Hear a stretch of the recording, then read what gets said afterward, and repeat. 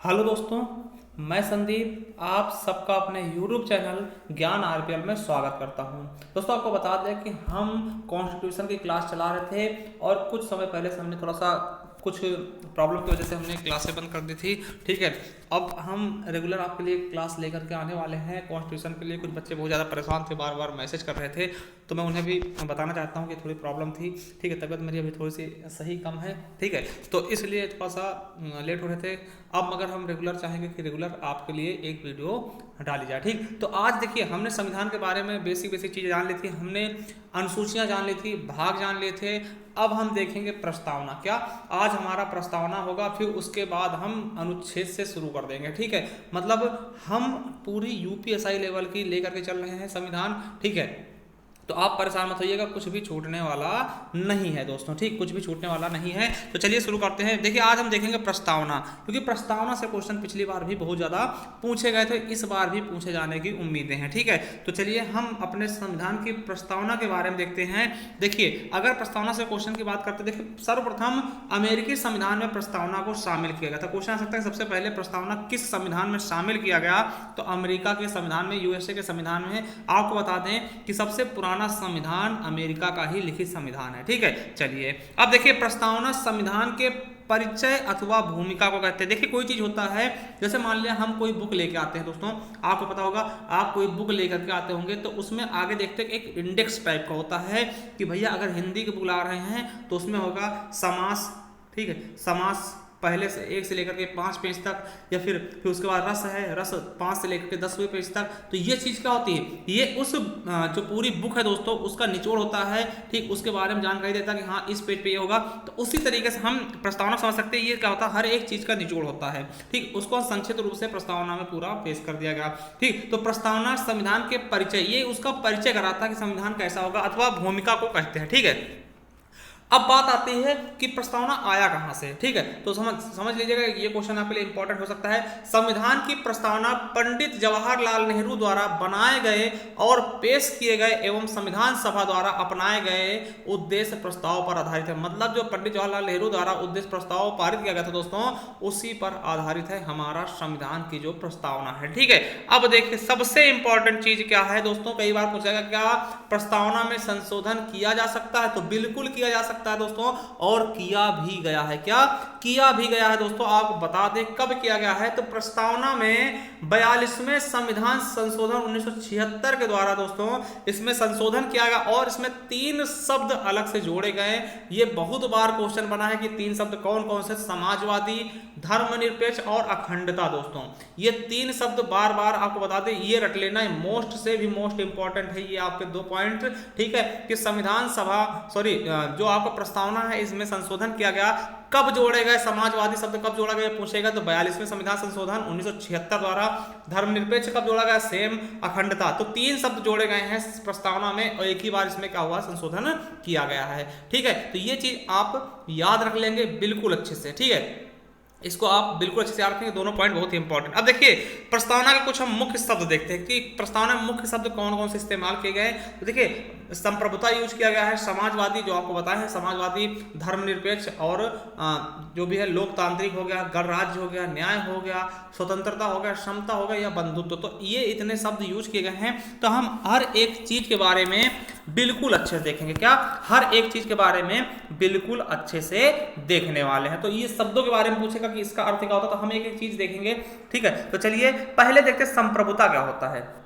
संप्रभुता क्या होता है समझिएगा।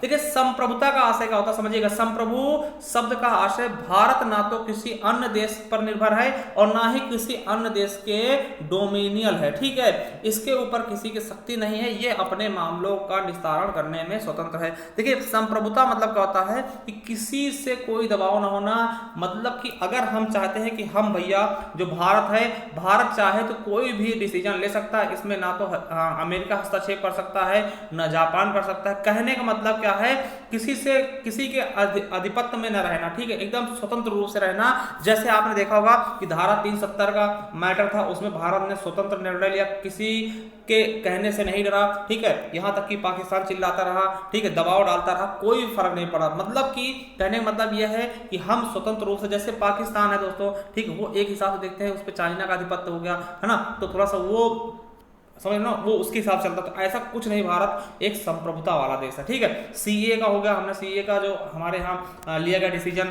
वो भी संपूर्ण रूप से लागू हुआ। इसमें भी देश सब लोग चिल्लाते रह गए, कोई मतलब नहीं, कोई फर्क नहीं पड़ा। क्यों नहीं पड़ा? क्योंकि हमारा देश का संप्रभुता है, इस पर किसी देश का आधिपत्य लागू नहीं होगा, वो किसी प्रकार से प्रभावित नहीं होगा। दूसरा शब्द है समाजवादी, ठीक है, बहुत बार पूछा था। देखिए, समाजवादी शब्द मूल प्रस्तावना में नहीं था। ये क्वेश्चन आ सकता है कि क्या समाजवादी शब्द मूल प्रस्तावना में था? तो बिल्कुल नहीं था, क्योंकि हमने बताया है कब जोड़ा गया, तो 42वें संविधान संशोधन 1976 द्वारा जोड़ा गया, ठीक है। तो याद रखेंगे, समाजवादी शब्द मूल प्रस्तावना में नहीं था, परंतु नीति निर्देशक सिद्धांतों में के रूप में समाजवादी लक्षण मौजूद थे। आपको बता दें कि जो नीति निर्देशक सिद्धांत थे दोस्तों, वो अच्छे समाज की रचना के लिए बनाए गए थे, कि समाजवादी लक्षण उसमें मौजूद थे, मगर समाजवादी शब्द का इस्तेमाल नहीं किया जाता प्रस्तावना में, ठीक है। तो उसके बारे में जब पढ़ेंगे नीति निर्देशक सिद्धांत, तो उसके बारे में हम अच्छे से पढ़ लेंगे, ठीक है। अब देखिए, भारतीय समाज लोकतांत्रिक समाजवाद है, ना कि साम्यवादी, ठीक है। तो साम्यवादी आप जानते हैं चीन की वो है, ठीक है। तो ये क्या है? लोकतांत्रिक समाजवाद है। समाजवाद समझते हैं ना,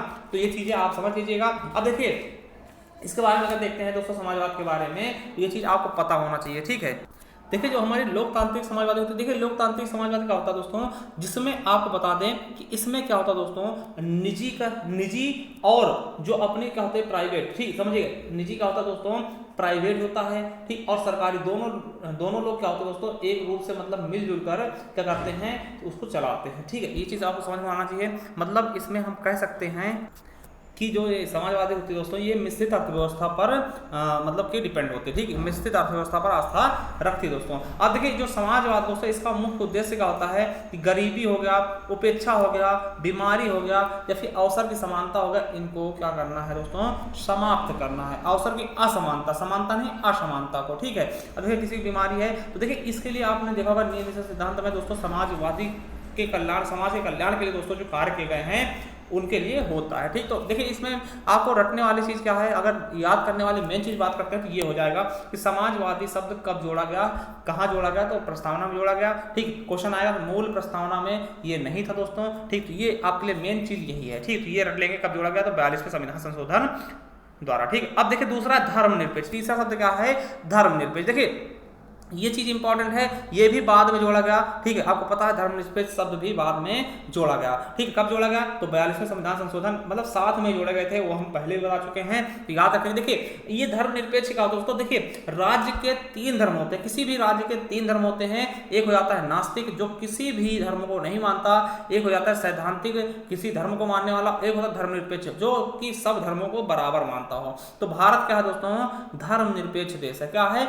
धर्मनिरपेक्ष देश। देखिए, सैद्धांतिक क्या होता है दोस्तों, जैसे पाकिस्तान हो गया, वहां पे मुस्लिम, केवल मुस्लिम समुदाय को माना जाता है, ठीक। तो इस तरीके से देखिए, उच्चतम न्यायालय ने 1974 में कहा था, यद्यपि धर्मनिरपेक्ष राज्य शब्द का स्पष्ट रूप से संविधान में उल्लेख नहीं है, ठीक। आपको पता है कि संविधान में उल्लेख नहीं था, मूल संविधान में, परंतु संविधान के निर्माता ऐसे ही राज्य की स्थापना चाहते थे। आपको पता है कि भैया, धर्मनिरपेक्ष राज्य की स्थापना चाहते, जो संविधान के निर्माता के थे, वो चाहते थे कि सभी धर्म समान है, ठीक है, मगर कोई उल्लेख नहीं था, ठीक है। इसलिए दोस्तों, संविधान में आपको बताते हैं कि जो 25 से लेकर के, अनुच्छेद 25 से लेकर के 28 तक धार्मिक स्वतंत्रता का अधिकार जोड़ा हुआ पहले से था, ठीक है। तो इसीलिए हम कह सकते हैं दोस्तों कि इसे भी जोड़ा गया, धर्मनिरपेक्ष को जोड़ा गया दोस्तों, कब, 42वें संविधान संशोधन द्वारा। देखिए, इसका अर्थ क्या होता है कि हमारे देश में सभी धर्म समान हैं, उन्हें सरकार का समान समर्थन प्राप्त है। मतलब कि ऐसा नहीं है कि जिस प्रकार से पाकिस्तान में आप देखते हैं, तो मुस्लिमों को बहुत ज़्यादा छूट प्राप्त है, वहाँ पर हिंदू और जो भी अन्य कम्युनिटी है दोस्तों, उन पर बहुत ज़्यादा अत्याचार होते हैं। तो ऐसा नहीं है, भारत में सभी धर्मों का समान रूप से सम्मान होता है,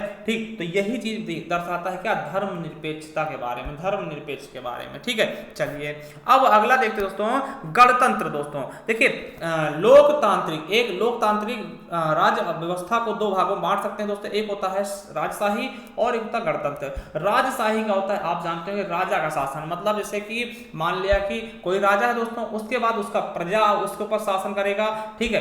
आप जानते होंगे, जैसे आप समझ सकते हैं बहुत सारे अभी भी देशों में ऐसा कहीं कहीं मिल जाता है। ठीक है, गणतंत्र का होता है, गण मतलब होता है जनता का, है ना, जनता के द्वारा। तो समझिए गणतंत्र में क्या होता है, गणतंत्र में राज्य प्रमुख हमेशा प्रत्यक्ष अथवा अप्रत्यक्ष रूप से एक निश्चित समय के लिए चुनकर आता है। देखिए जैसे हमारे यहाँ क्या है, तो गणतंत्र है दोस्तों। क्या है गणतंत्र, जैसे मान लिया कि आप देखते हैं ना, जैसे प्रधानमंत्री हो गए या फिर राष्ट्रपति हो गए दोस्तों, ये क्या है कि प्रत्यक्ष या अप्रत्यक्ष रूप से, दोस्तों अप्रत्यक्ष रूप से चुन के आ रहे हैं ना। और देखिए इनका एक समय निश्चित, ऐसा नहीं कि जिंदगी भर के लिए प्रत्यक्ष रूप से चुन के आ गए तब भी होगा, नहीं, जिंदगी भर के लिए नहीं होगा, कुछ समय होगा। जैसे 5 साल के लिए अपने भारत में है, ठीक, तो कुछ समय के लिए दोस्तों, निश्चित समय के लिए अप्रत्यक्ष या फिर अप्रत्यक्ष रूप से चुनकर आते हैं, उसे क्या बोलते हैं, गणतंत्र बोलते हैं। ठीक है, देखिए संविधान की प्रस्तावना में गणतंत्र का अर्थ है भारत का प्रमुख। ठीक है, भारत का प्रमुख कौन है, अब देखिए गणतंत्र मतलब भारत का प्रमुख, और भारत का प्रमुख कौन है दोस्तों, राष्ट्रपति।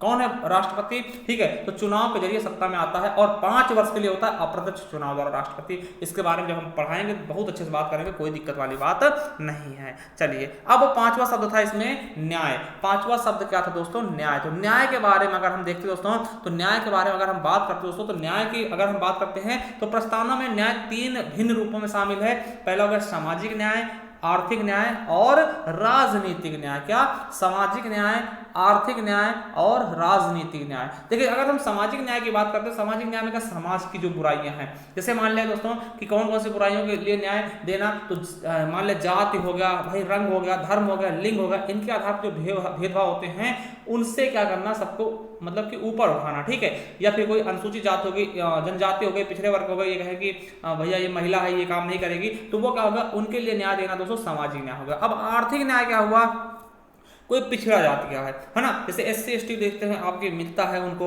कुछ उनकी हेल्प की जाती है, महिलाओं को थोड़ा सा छूट जाता है आर्थिक रूप से ना। और राजनीतिक न्याय क्या होता है दोस्तों, राजनीतिक आप जानते होंगे, ठीक है, कि दफ्तरों में प्रवेश करना, सरकार के सामने अपनी बात पहुंचाना, सरकार के सामने अपने, जैसे आप देखते हैं कि आज क्या है दोस्तों कि हम लोग किसी को भी कुछ कह सकते हैं, यहाँ तक कि राष्ट्रपति या फिर प्रधानमंत्री को अपनी गरिमा में रहते हो दोस्तों, उनसे भी हम बात कर सकते हैं। तो ये चीजें क्या हैं राजनीतिक में, ठीक, तो ये चीजें समझ गए होंगे। अब देखिए सामाजिक, एक चीज ये क्वेश्चन आपके लिए इंपॉर्टेंट है, क्या, ये क्वेश्चन आपका इंपॉर्टेंट है, सामाजिक आर्थिक व राजनीतिक न्याय। ठीक, ये पूछेगा सामाजिक आर्थिक राजनीतिक कहाँ का नारा है दोस्तों, तो ये न्याय इन तत्वों को दोस्तों 1917 की रूसी क्रांति से लिया गया। तो सामाजिक आर्थिक और राजनीतिक न्याय ये कहां से लिया गया, तो रूसी क्रांति से लिया गया, 1917 में रूसी क्रांति हुई थी दोस्तों।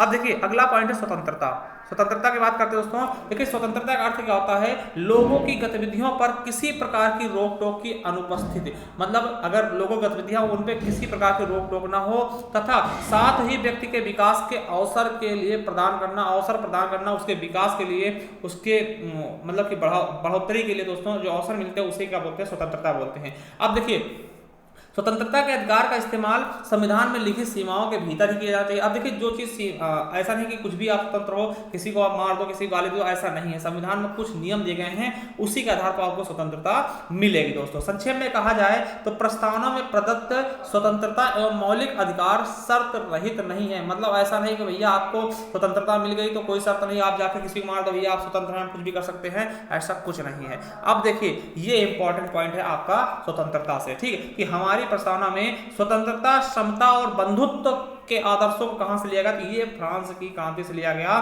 जो कि 1789 से 99 तक चली थी। देखिए दो चीजें हमने बता दी, पहला क्या है दोस्तों, रूसी क्रांति से लिया गया, तो सामाजिक आर्थिक एवं राजनीतिक न्याय रूसी क्रांति से लिया गया, और वहीं बात करते हैं स्वतंत्रता, समता और बंधुत्व की, तो फ्रांस की क्रांति से लिया गया। अगला है समता। समता मतलब क्या होता है दोस्तों, बराबर, ठीक है, बराबर का हिस्सा, ठीक। तो देखिए समता का अर्थ क्या होता है, 7वां पॉइंट है, तो समाज के किसी भी वर्ग के लिए विशेषाधिकारों की अनुपस्थिति और बिना किसी भेदभाव के हर व्यक्ति को समान अवसर प्रदान करना। आपको पता होगा कि सबको बराबर देखना, वही क्या है, समता होता है, ठीक है। अब देखिए इस समता के 3 आयाम, नागरिक समता, राजनीतिक समता और आर्थिक समता। क्या, राजनीतिक, नागरिक और आर्थिक समता, तो इनके बारे में बात करेंगे, ठीक है। तो आपको पता होना चाहिए। देखिए नागरिक समता क्या होते हैं, आपको बता दें नागरिक समता क्या होता है दोस्तों, जैसे कि आपको पता होगा कि देखिए ये है समता, ठीक। अब देखिए जैसे विधि के समझ समता का अधिकार 14 है, अनुच्छेद 14 देता है, और 15 में कहा है सबको समान बताया गया, कोई जाति, लिंग, जन्म स्थान के आधार पर कोई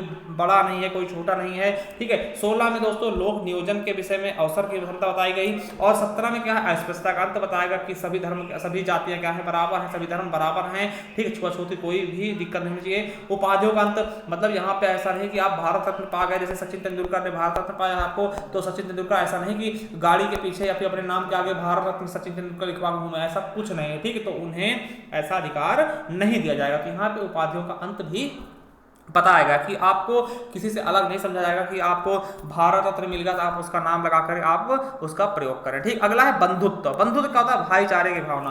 देखिए प्रस्तावना कहती है कि बंधुत्व में दो बातों को सुनिश्चित करना होगा, पहला व्यक्ति का सम्मान करना है और दूसरा देश की एकता व अखंडता को बनाए रखना, ठीक है। तो आपको बता दें एकता या अखंडता को बनाए रखना, और अखंडता शब्द दोस्तों 42वें संविधान संशोधन द्वारा जोड़ा गया। तो ये आपका सबसे मोस्ट इंपॉर्टेंट है कि अखंडता शब्द कब जोड़ा गया, तो 42। देखिए अखंडता शब्द समाजवादी और पंथ निरपेक्ष ना, धर्मनिरपेक्ष, तो ये शब्द क्या हुए हैं, 42वें संविधान संशोधन द्वारा जोड़े गए हैं, ठीक है। 9वां क्या है, लोकतांत्रिक। देखिए लोकतांत्रिक का मतलब क्या होता है, इसका अर्थ है सर्वोच्च जनता, सर्वोच्च शक्ति क्या है, जनता के हाथों में हो। आपको पता है जनता द्वारा, जनता के लिए, जनता का ही शासन क्या है, प्रजातंत्र या लोकतंत्र है दोस्तों। अब लोकतंत्र दो प्रकार के होते हैं, प्रत्यक्ष व अप्रत्यक्ष दोस्तों, तो इनके बारे में हम बात बाद में करेंगे, ठीक है। और देखिए एक चीज आपको बता दें, अगर आप इसकी पीडीएफ चाहते हैं तो टेलीग्राम चैनल से जुड़ सकते हैं। अभी देखिए समाप्त नहीं हुआ ये, अभी थोड़ा सा अभी आगे हम और बात करने वाले हैं, ठीक है। और देखिए ये आपके लिए मोटिवेशनल थॉट क्या है कि बुरे वक्त में कंधों पर रखा गया हाथ कामयाबी पर तालियों से ज्यादा मूल्यवान होता है। इसीलिए अगर किसी के बुरे दिन चल रहे हैं दोस्तों, उसकी हेल्प करिएगा, ठीक है, उसकी हेल्प करिएगा। ऐसा नहीं कि आप किसी कामयाबी पे जाकर के उसको उत्साहित कर रहे हैं, तो वहां पे जरूरत नहीं है कि उसको उत्साह की जरूरत वहां पर नहीं है। कोई व्यक्ति हताश है तो उसे उत्साह दीजिएगा, वो ज्यादा मायने रखता है जबकि कामयाबी की अपेक्षा, ठीक। तो ये चीज आप समझिएगा। चलिए अब देखते हैं प्रस्तावना के बारे में मत किसने क्या कहा है। प्रस्तावना को, हमारे देश की जो प्रस्तावना थी दोस्तों, उसको किसने क्या कहा है, तो इसके बारे में हम जान लें, ये हमारे लिए बहुत ही ज्यादा इंपॉर्टेंट है, ठीक है। चलिए एक चीज हम आपको बता दें कि प्रस्तावना के बारे में सबसे मेन इंपॉर्टेंट क्या है दोस्तों, एक हमारे यहाँ जो छूट गया है वो बता दें कि N.A. पालकी वाला, क्या देखिए लिख लीजिएगा, ये छूट गया था, N.A. पालकी वाला, क्या N.A. पालकी वाला, ठीक। इन्होंने क्या कहा है संविधान के बारे में, इन्होंने प्रस्तावना कहा है कि संविधान का परिचय पत्र, संविधान का परिचय पत्र कहा, किसने कहा है, N.A. पालकी वाला ने क्या कहा है, यह संविधान का परिचय पत्र है, संविधान का परिचय पत्र है। तो ये लिख लेना है, किसका कथन है, N.A. पालकी वाला का, कि यह संविधान का परिचय पत्र है। जैसे आइडेंटिटी कार्ड होता ना, तो वो चीज परिचय पत्र है, ठीक। तो ये याद रख लेंगे। अब देखिए अलादी कृष्ण स्वामी अय्यर क्या बोलते हैं कि प्रस्तावना हमारे दीर्घकालीन सपनों का विचार है। किसने कहा ये कथन, किसने कहा, प्रस्तावना के बारे में क्वेश्चन आ सकता है कि किसने कहा है कि प्रस्तावना हमारे दीर्घकालीन सपनों का क्या है, विचार। तो किसने कहा है, अलादी कृष्ण स्वामी अय्यर ने। अब वही बात करते हैं के एम मुंशी ने क्या कहा है, तो के एम मुंशी ने कहा है प्रस्तावना हमारी संप्रभु लोकतांत्रिक गणराज्य का भविष्य फल है दोस्तों, ठीक है। और वही पंडित ठाकुरदास भार्गव क्या कहते हैं, इन्होंने कई सारे उपदेश दे दिए हैं। उन्होंने कहा है, पंडित ठाकुरदास भार्गव कहते हैं प्रस्तावना संविधान का सबसे सम्मानित भाग है। दूसरा क्या बोला कि यह संविधान की आत्मा है। तीसरा क्या बोला, यह संविधान की कुंजी है। चौथा शब्द क्या बोला, यह संविधान का आभूषण है, ठीक है, अलंकार आभूषण है, ठीक है। ये इसको क्या कहता है, सजावट प्रदान कर रहा है, ठीक है। अब देखिए अर्नेस्ट बारकर क्या बोलते हैं, प्रस्तावना संविधान की कुंजी नोट है, क्या है, कुंजी नोट है। वहीं एम हिदायतुल्लाह खान क्या बोलते हैं दोस्तों, इसके गंभीर संकल्प शामिल है, इसमें क्या है, गंभीर संकल्प शामिल है जिन्हें एक क्रांति ही परिवर्तित कर सकती है, ठीक है। तो याद रखें। अब देखिए जो ये है दोस्तों प्रस्तावना, इससे संबंधित कुछ कोर्ट के, सुप्रीम कोर्ट के मत थे दोस्तों, जब कहा गया कि इसमें मतलब कि इसको हम संशोधन कर सकते हैं या नहीं कर सकते, तो उससे संबंधित है। तो कुछ हम सुप्रीम कोर्ट के मत दे लेते हैं प्रस्तावना संबंध में। देखिए पहला है बेरूबाड़ी संघ मामला। देखिए यहाँ पे क्या था, ये आपका ये अलग मामला है, इसके बारे में बाद में चर्चा करेंगे कि ये बांग्लादेश और इंडिया के बीच का मामला था। देखिए प्रस्तावना संविधान का भाग नहीं, तो इस मामले में मेन चीज याद रखेंगे, पूछा जाएगा कि किसने कहा था कि संविधान प्रस्तावना जो संविधान का भाग नहीं, तो बेरूबाड़ी संघ मामला 1960 में इसमें कहा गया था कि प्रस्तावना संविधान का भाग नहीं है। इसमें कहा गया था कि प्रस्तावना में संशोधन किया जा सकता है बशर्ते मूल विशेषाधिकारों में संशोधन नहीं किया जाए। ठीक है, मतलब इसमें कहा गया था संविधान जो प्रस्तावना है इसमें संशोधन किया जा सकता है। ठीक है, प्रस्तावना में निहित मूल अधिकारों को अनुच्छेद 368 के तहत संशोधित नहीं किया जा सकता। ठीक है, अब देखिए केशवानंद भारती मामला जो आया था इसमें क्या कहा गया, तो इसमें कहा गया कि प्रस्तावना संविधान का भाग है। ठीक है, देखिए इसमें मना किया गया था, इसमें कह दिया गया संविधान का भाग है। वही एक आई थी LIC ऑफ इंडिया मामला 1995, इसमें कहा गया प्रस्तावना संविधान का आंतरिक हिस्सा है। ठीक है, और वहीं SR बम्बई वाद 1994 में आया, इसमें कहा गया कि प्रस्तावना को भारतीय संविधान का आंतरिक भाग स्वीकार किया गया दोस्तों। ठीक है, तो एक ही में इसे बताएगा कि इस प्रस्तावना का भाग नहीं है, जो संविधान का भाग नहीं है, कौन सा है, बेरुबारी। ठीक, तो ये थे आज का दोस्तों प्रस्तावना। देखिए अगर इसका आप PDF चाहते हैं, हमारे टेलीग्राम चैनल जुड़ सकते हैं जिसका नाम है ज्ञान RBL ऑफिशियल दोस्तों, और आप हमारे दूसरे चैनल से जुड़ सकते हैं जिसका नाम है ज्ञान एजुकेशन RBL दोस्तों। उस चैनल को भी आप अच्छा देखिएगा, उस पर हम हिंदी चला रहे हैं आपके UPSI के लिए दोस्तों, तो आप उस चैनल पे हिंदी पढ़ सकते हैं बहुत ही अच्छे से। चलिए थैंक यू, धन्यवाद, बताइएगा कैसी लगी वीडियो। Thank you.